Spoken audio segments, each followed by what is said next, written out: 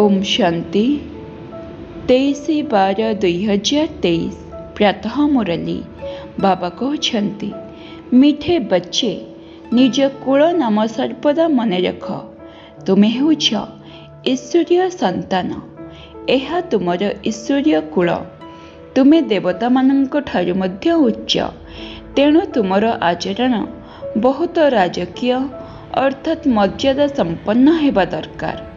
आजिर प्रश्न बाबा पिलामानंकु निज समान स्नेहर सागर करछन्ति ताहार लक्षण कौन? उत्तर बाबा कहते तुमे पिलामाने बाबांक समान स्नेही होइथिल सेथिपाई तो तुमर स्मारकी चित्रगुड़िकु समस्ते स्नेह करिछन्ति एवं बहुत श्रद्धार सहित देखुछन्ति। लक्ष्मी नारायण सर्वदा हसित मुख एवं रमणीय अटंती। वर्तमान तुमे मने जानुछ कि बाबा आमको ज्ञान योग आधार रे बहुत बहुत मधुर करिछन्ति तेणु तुम मानक मुखरु सदा सर्वदा ज्ञान रत्न ही बाहरिबा उचित। आजिर गीत तू प्यार का सागर है।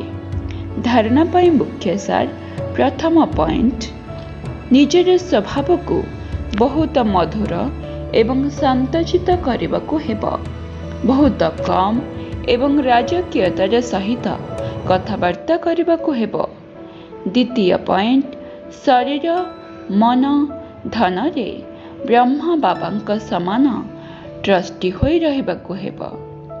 आजिर वरदान ज्ञान एवं योग शक्ति द्वारा प्रत्येक परिस्थिति को गोटे सेकेंड भितर अतिक्रम करथिबा महावीर हुआ। विस्तारे बाबा कहते महावीर अर्थात सर्वदा लाइट माइट अर्थात आलोक एवं शक्तिर केन्द्र। जो माने एही दुईटी जाक शक्ति संपन्न अटंती से माने प्रत्येक परिस्थिति को गोटे सेकेंड अतिक्रम कर जाती अर्थात विजयी हो जाती। जदि यथा समय रे पास न हेबार संस्कार पड़ीजिब तेबे अंतिम परीक्षा रे मध्य सही संस्कार पूर्ण रूप से उत्तीर्ण हेबाकु देब नाही एवं जेउ आत्मा यथा समय रे पूर्ण रूप से उत्तीर्ण होइथाए ताकु ही कहा जाए सम्मान रे सहित उत्तीर्ण हेबा पाला। धर्मराज मध्य ताकु सम्मान देइथाए। आजिर स्लोगान यदि योग अग्नि द्वारा विकार गुड़िकर बीज को भस्म करदेब तेबे यथा समय धोखा मिलिब नाही।